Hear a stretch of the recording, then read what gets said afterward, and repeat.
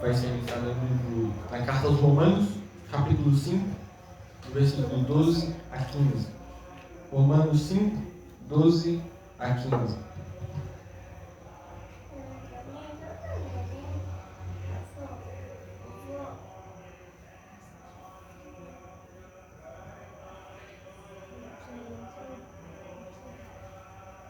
Amém? Amém. Amém. A palavra do Senhor diz assim: portanto, como por um homem o pecado entrou no mundo, e pelo pecado a morte, assim também a morte passou a todos os homens, porque todos pecaram.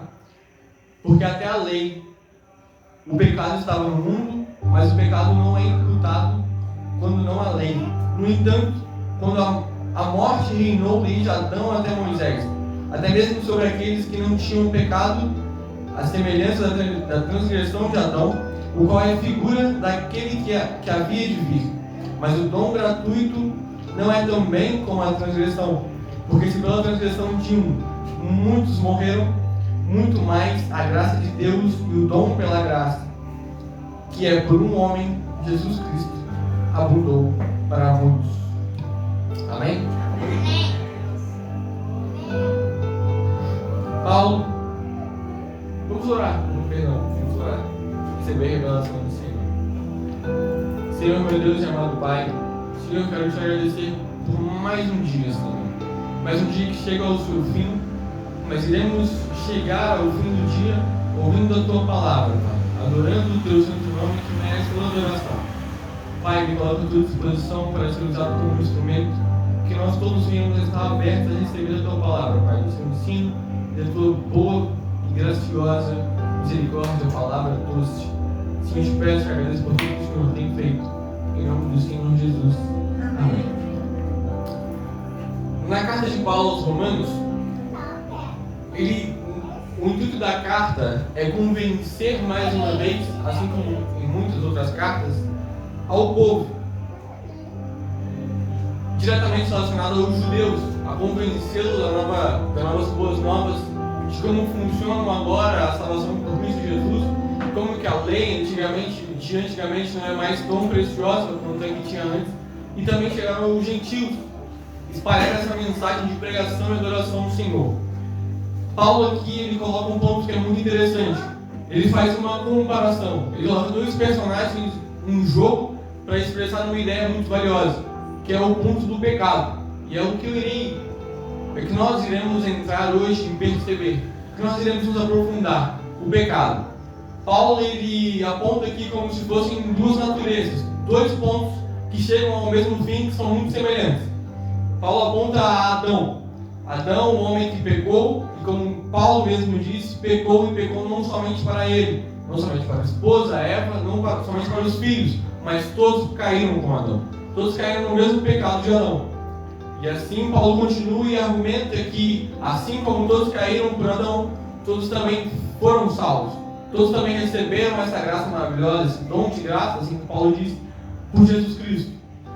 Mas para que nós possamos chegar na grandiosa obra do Senhor Jesus Cristo, a salvação, e a grandiosidade e preciosidade do que isso significa, nós precisamos entender o pecado. Entender porque o pecado, ele é a essência ruim que rumina em nós, que vive conosco, que nos permeia, que faz parte de nós. Mas por conta do pecado, abunda a graça. E podemos nos deleitar, aproveitar dessa graça maravilhosa que nos permeia. Poderia fazer um resumo do que acontece em Gênesis, mas gostaria muito de voltar um pouco ao primeiro livro da Bíblia e lermos juntos. Gênesis capítulo 3, versículo 6. Começar a partir daí.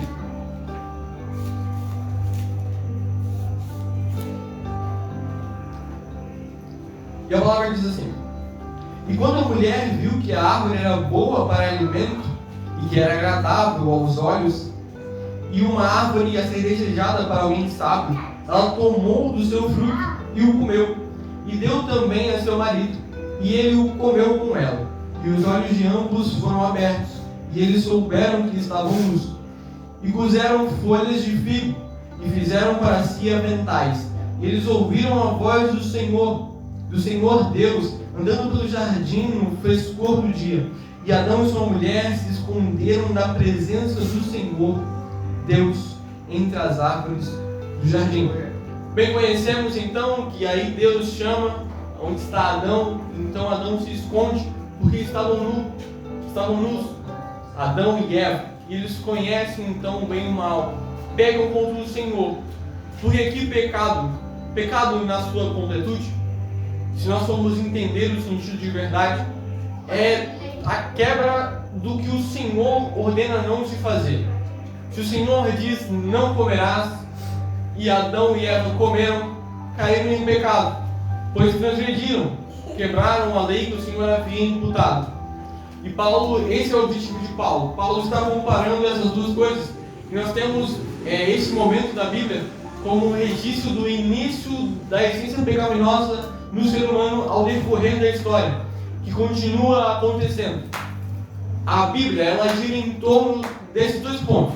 Temos o Primeiro Testamento e o Segundo Testamento, o Novo e o Antigo. E sabemos que a história decorre desde a queda de Adão, da criação de Adão, da criação do mundo, a queda de Adão, a chegar à grandiosa obra de Jesus Cristo na cruz do Calvário. E assim por diante, seguindo até hoje, e os fins do tempo. Sabemos bem que a história gira em torno dessas duas coisas.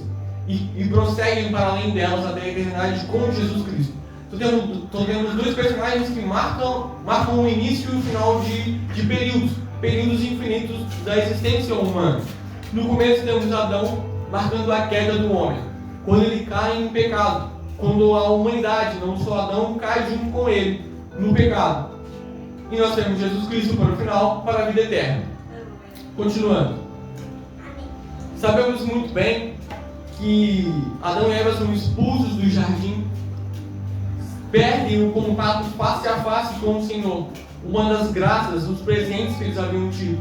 Adão, no jardim, ele não somente tinha acesso a um vasto arsenal de frutas, vegetais, verduras, creio eu, como também tinha uma grande terra, tinha animais belos que o Senhor havia dado, e não dado somente para que apreciasse.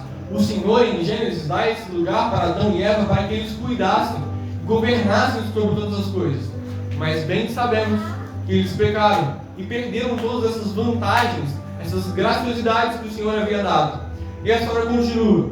E então os filhos, Caim e Abel, Caim mata Abel, peca. Mas aqui é interessante pensar que o conceito de pecado que nós temos, que é a quebra da lei, foge um pouco dos padrões. Porque a lei de Moisés, ela surge séculos depois. Muito tempo depois. Quando Moisés escreve na pedra, direcionado pelo Senhor, escrevendo não matarás, é uma lei que se estabelece. Mas sabemos bem que Caim matou antes da lei. Só que ainda assim o Senhor o condenou. O Senhor o exortou, disse que ele estava errado e também o deu julgamento, deu punição. Conhecemos a história, mas isso acontece antes da lei. Mas ainda assim ele foi julgado. Mas por que disso? Porque Paulo em Romanos diz também que o Senhor ele coloca uma lei no coração do homem. Todo homem, todo ser que nasce, ele tem a consciência, mesmo que não seja bem formado, de uma sociedade elaborada, com democracia, seja lá o que for, ele sabe o que é certo. Mesmo que inconscientemente ele sabe o que agrada ao Senhor, mesmo sem saber que é um Senhor todo-poderoso, e sabe o que desagrada. Se pegarmos algumas tribos que existem em florestas e isoladas ou povos desconhecidos, sabemos muito bem que é muito incomum nós encontrarmos um lugar onde é muito fácil matar pai, mãe ou irmão. Existe. Não é impossível de encontrar. Mas sabemos que é uma ideia que está no nosso ser que é difícil de fazermos com toda facilidade. Temos em nossa consciência que matar o próximo, aquele que nos deu a vida, é algo comum. Essa é uma das leis e concepções de realidade que vem junto conosco. Então Caim, ele quebra a lei que o Senhor colocou nele, não dando os que tem matado de pedra, mas sim que havia colocado em seu coração. Aqui podemos perceber a consequência da queda, a consequência do pecado. Temos isso muito bem narrado na Bíblia. E a história continua então, temos o dilúvio, temos a grande arca com os animais, temos Moisés, temos o tabernáculo. E continua a história, e ela continua sempre muito permeada com esse fato que aconteceu no começo. O pecado. O pecado que se introduziu na brecha que Adão e Eva abriram, que foi a transgressão contra o que o Senhor havia ordenado. Se abre uma porta, se abre uma brecha para que o pecado se esgueirasse. E não são pecados aqueles que Paulo narra em suas cartas, ou pecados que o Senhor diz, ou lei, transgressões, não. É um mandamento direto do Senhor, que é quebrado. Se tem autoridade maior do que essa, eu desconheço. O Senhor chegar diretamente face a face para nós, coisa que eu nunca nem experienciei, face a face, olhar no olho e dizer não faça e quebrar. Então abre-se uma porta e o pecado entra no homem, entra na essência do que é o homem. E a partir de então o pecado torna-se também, ainda que a lei, fugir das vontades do Senhor, ir contra as vontades do Senhor. Exemplos disso: Caim, que matou seu irmão. Noé, um homem importante para o Senhor, depois que saiu da arca, se embriagou, agiu contra as vontades do Senhor. E seguimos então, temos um outro personagem conhecido que é Abraão. Abraão teve receio das promessas do Senhor. O Senhor prometeu a Abraão muitas gerações, filhos e filhos, onde não daria para contar e nem ver. Mas ainda assim Abraão duvidou da palavra do Senhor e fugiu da sua orientação e teve filhos com a própria vontade. Abraão fugiu mais uma vez da vontade do Senhor, e aqui percebemos mais uma vez a consequência do pecado. O que ele faz o homem fazer? Fugir do Senhor e da sua vontade. Continuamos na história, temos Moisés. Moisés é chamado como aquele que foi conduzido a tirar o povo do deserto. Temos então o povo no deserto e temos reclamações. Temos um ponto de exclamação para a essência pecaminosa do povo novamente. Pulamos então, Moisés sobe no monte, recebe a presença do Senhor, mas quem sobe? Somente Moisés. E por que o povo não queria subir junto com ele? Tira aquela graça maravilhosa. Porque tiveram medo. Porque ali o homem estava desconectado com o Senhor. Porque o pecado e a santidade não casam, não estão juntos. Então imagina o ser supremo. Ele não dividiria o espaço ou o mesmo local com um ser tão pecador. Por isso ele escolhe aquele que ele mesmo escolheu a dedo, para ter a sua presença. Continuamos na história. E aqui temos um direcionamento do Senhor, porque mesmo o Senhor expulsando Adão e Eva do jardim, mesmo o Senhor rejeitando o pecado deles, ele ainda quer se manter no meio do seu povo. Ele ainda quer ter contato com os seus filhos, aquele que ele criou com a própria imagem e semelhança. Ele ainda quer estar perto daqueles que fugiram dele. Então o Senhor estabelece agora o seu tabernáculo, um lugar para ter a presença do Senhor. Mesmo que eles estavam errados no começo, desde Adão, agora eles poderiam ter mais uma vez um acesso a essa glória maravilhosa. Mas limitada também. Porque não era qualquer um que poderia entrar no lugar que era próprio para a presença do Senhor, onde a presença do Senhor morava. Era só aquele que era ungido sumo sacerdote, que para entrar lá tinha que esperar 12 meses, um ano inteiro, e ainda assim passar por procedimentos de se lavar, confessar todos os seus pecados e estar puro, senão morria dentro da sala onde havia a presença do Senhor. É interessante também que ele entrava com uma vela. Por que ele entrava com uma vela? Porque a fumaça que gerava a vela tampava para que ele não olhasse para cima, visse a glória do Senhor e morresse. Interessante, nós partimos de um homem que via o Senhor face a face, conversava com o mesmo, desfrutava da sua criação, mas agora se o homem olhar para o seu rosto, ele morre. Mas o que faz isso com ele? O que faz com que ele perca esse contato tão íntimo? O pecado. O pecado tirou isso do homem. Então continuamos. Agora o tabernáculo se estabelece em um lugar fixo. Então nós temos a habitação do Senhor em um lugar que não se move. Nós continuamos e continuamos, mas ainda assim há pecado. Tanto que esse foi um dos motivos do primeiro templo ser quebrado. Porque o povo, enquanto estava no tabernáculo, no templo servindo ao Senhor, estavam adorando a outros deuses. E o Senhor não divide lugar da sua casa com o pecado. Em nenhum momento isso acontece. Temos isso com Adão, temos isso com Noé, temos isso com o templo, e temos isso no tabernáculo, e no templo agora.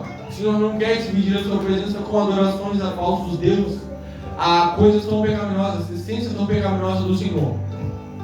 Continuamos então, e nós continuamos até o final do Antigo Testamento. Nós temos inúmeras referências de como o homem ele erra muito, como ele é muito pecador e como o Senhor ele tem um apreço muito grande por ele. E é interessante que nós temos personagens que nós consideramos muito importantes. Pelo menos eu considero muito importante. Temos o exemplo de Moisés. Moisés, um homem escolhido pelo Senhor, também pecou. E esse foi um dos motivos de ele não entrar na Terra Santa. Ele agiu contra o Senhor. Ele se impôs. Ele foi contra o que o Senhor tinha ordenado de bater na pedra uma vez. Ele bateu duas. E foi julgado, foi condenado por isso. Não viu a terra prometida. Nós temos também Elias. Elias teve medo. Foi um homem muito usado pelo Senhor, mas teve medo, receio e pediu que o Senhor tirasse a sua vida. A vida que o Senhor havia dado a Elias e vinha usando ele com o tempo, teve medo. Mas é isso que acontece com o homem. O homem tem medo, mas não porque o Senhor o imputou o medo, não porque o Senhor o colocou, mas porque o pecado abriu essa brecha, colocou medo no homem. Nós temos inúmeros exemplos. Davi, o homem que também foi escolhido pelo Senhor, caiu em adultério. Não só caiu em adultério, como matou um homem pecador, pecou. Conhecemos bem todos os grandes homens que passaram pela Bíblia, mesmo que não descaradamente representados, todos eram pecadores. Daniel, em seu livro, na Bíblia inteira, nós não temos um relato de uma queda grandiosa de Daniel, que caiu na cova dos leões, mas ele não teve nem sequer um momento que dizem que ele pecou, que ele fez algo e o Senhor condenou por isso. Não, foi um dos homens mais íntegros, mas ainda assim ele orava pedindo perdão ao Senhor, porque ele também era pecador. Isaías é a mesma coisa. Isaías nós não temos um relato de uma falha muito grande de Isaías, mas quando Isaías sobre a presença do Senhor, levado em uma das suas visões, ele diz: Senhor, sou um homem de lábios impuros. Isaías reconhecia que ele era pecador, assim como nós também somos. Temos essa essência que nos afasta do Senhor, mas conhecemos bem uma obra grandiosa, que assim como Adão derrubou todos nós e somos pecadores, um homem santo salvou todos nós e nos sustenta e derrama a tua presença. E é nisso que nós devemos estar firmes.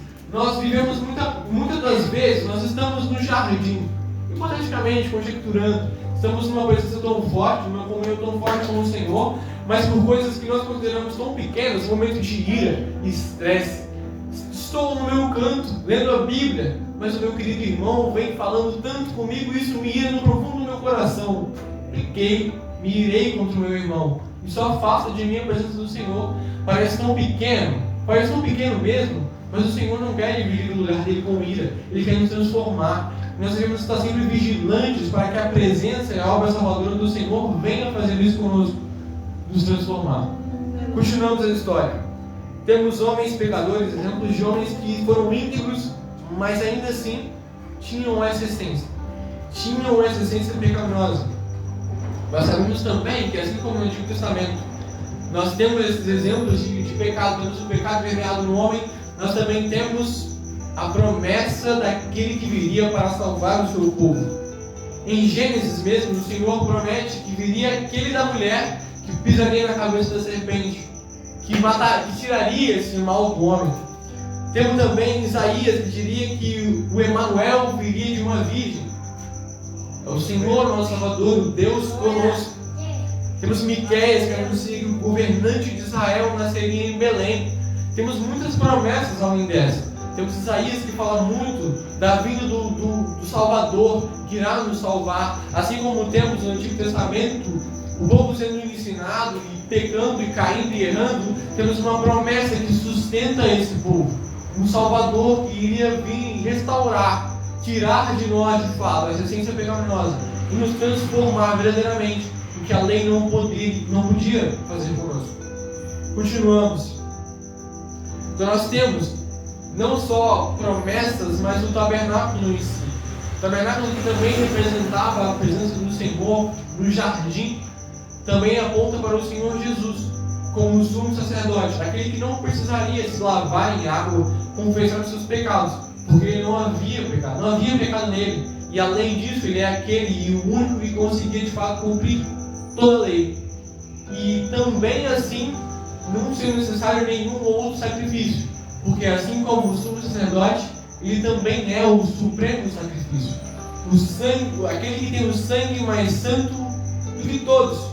O sangue que pode verter de fato e não precisar de mais nenhum. Aquele que nos salva, que não nos condena, que nos lava do pecado. Nós temos essa promessa que vem do Antigo Testamento e que se concretiza conosco. Então continuamos. Temos a obra salvadora do Senhor, aquele tão prometido, aquele que tem o sangue puro, aquele que é bom e está sempre conosco. Ele traz para nós.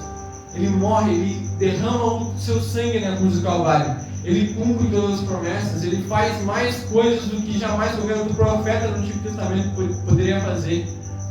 Mais do que abrir o mar, mais do que essas coisas, ele nos salva. Ele nos pega como um ladrão na cruz, mesmo cheio de pecados, falhos, manchados. Ele nos salva com a sua grandiosa graça, a sua misericórdia, a sua bondade redentora. Amém? Aleluia, Jesus. Glória a Deus. Obrigado, Jesus. A graça, esse amor que nós nunca poderíamos conquistar, esse bem, essa graça da salvação que nós nunca poderíamos ter por nós mesmos, é muito bem reforçado no que eu havia falado. Mesmo homens tão íntegros, temos Moisés como um chamado, temos Davi como aquele que estava no centro da vontade do Senhor. Mesmo estes homens não seriam capazes de salvar a eles mesmos. Não importa quanto tempo tentassem, quanto tempo de vida eles permanecessem na terra, ainda assim eles não poderiam salvar a eles mesmos. E isso é impressionante. Homens que nós olhamos e pensamos, esse homem é reto, mesmo com suas falhas, ele chegou a um nível, a um patamar, ele serviu ao Senhor do jeito que eu gostaria também de servir. Mas ainda assim esses homens que dedicaram as suas vidas não seriam salvos com a sua própria força. E por isso que o Senhor vem para fazer aquilo que ninguém poderia fazer. Nem os mais íntegros, nem os mais puros homens poderiam concluir essa obra tão grandiosa do Senhor Jesus. Que nós possamos então entender a gravidade do pecado. Porque o que faz com que nós... Porque no jardim não existia necessidade deles serem redimidos. Porque foram feitos puros, honestos, de bom coração e feitos de acordo com a imagem e semelhança do Senhor. Mas por conta do pecado, nós perdemos isso. Nos tornamos seres completamente pecaminosos.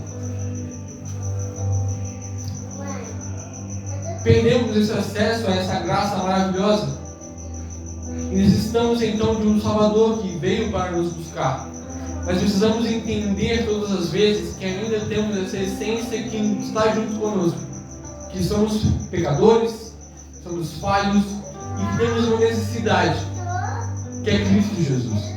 Que nós venhamos entender que nós não somos melhores do que ninguém. Se me permitirem, gostaria de contar um relato. Estava eu na minha sala de aula, sempre muito contente, ouvindo os ensinamentos do meu professor, ouvindo o meu professor falar, meu queridíssimo amigo professor. Só que então eu percebi que ele começou a falar sobre algumas frustrações que ele tinha. Um homem muito frustrado em relação à religião. Ele tinha uma concepção muito fechada e rígida às coisas que eram do Senhor, a pessoas que serviam de fato. Claro que não somos pecadores, mas parecia que ele dava mais enfoque ao erro daqueles que tentavam se acertar do que qualquer outra coisa, do que a mensagem verdadeira do Evangelho. E ele também se dizia um seguidor. E eu, a primeiro momento, fiquei espantado. Como que esse homem consegue para olhar para aqueles que querem assumir que são pecadores e se render ao Senhor e falar com toda ferocidade sobre essa fé tão bela? Então eu entendi, porque ele era um homem magoado com as coisas que haviam acontecido com ele. Ele teve experiências de pessoas que se achavam melhores do que de fato eram. Claro que não justifica o preconceito que ele tem em relação a nós, que tentamos servir ao Senhor, mas pessoas que estavam muito voltadas à própria obra, ao que elas poderiam fazer para chegar ao Senhor, que se esqueceram quem que era o Salvador e Redentor. Se tivessem isso em mente, que elas não podem fazer nada, que dependem do Senhor, olhariam para pessoas como esse meu professor. Claro que não é justo, não é inocente jamais, mas se nós tivermos em mente que nós somos completamente dependentes e irmos pregar o Evangelho não porque nós temos a boa palavra, mas porque a boa palavra nos foi dada, e porque amamos essa boa palavra, queremos transmitir, nós teremos um Evangelho mais belo e doce, que também tem a sua rigidez, apontando o pecado do homem, mas transmitindo elas não porque eu sou o especial, mas sim porque a palavra do Senhor é a coisa especial que chegou até mim. E que nós venhamos a pregar essa palavra porque somos pecadores, porque reconhecemos que somos pecadores e recebemos um presente que não merecemos, mas queremos distribuir esse presente porque ele é bom demais para ser guardado para nós mesmos. E que nós venhamos, claro que nós não somos salvos por obras, nunca seremos pelo que nós fazemos, mas que as obras que nós temos venham refletir o que nós somos no interior, pessoas dedicadas a servir o Senhor, se entregar de verdade com fervor, mesmo sendo tão falhos. Somos abençoados por um Deus que nos ama, mesmo quando pecamos contra a sua ordem direta, mesmo quando negligenciamos as suas bênçãos, mesmo quando estamos debaixo de provisão saindo do Egito, ainda queremos mais, mesmo sendo egoístas, falhos, desejando coisas que nós não deveríamos, pedindo coisas que nós não precisamos, muitas vezes esquecendo da bondade do Senhor. Ele nos ama, mesmo com tantas falhas, tantos erros, Ele ainda continua conosco, sendo um Deus justo, que punirá aqueles que não seguir, que queimará no fogo do inferno aqueles que não ouvirem a tua boa palavra e se renderem de fato. Esse é o nosso lugar, a morte, mas fomos alcançados por esse amor maravilhoso, e que nós venhamos nos render a esse homem que nos entregou esse amor tão maravilhoso, porque devemos reconhecer também de onde nós viemos, da lama do pecado, nascendo pecadores, que nós venhamos a estar firmados neste Cristo. Agradeço a oportunidade, sendo muito breve, mas levando a palavra do Senhor. Aleluia, glória a Deus.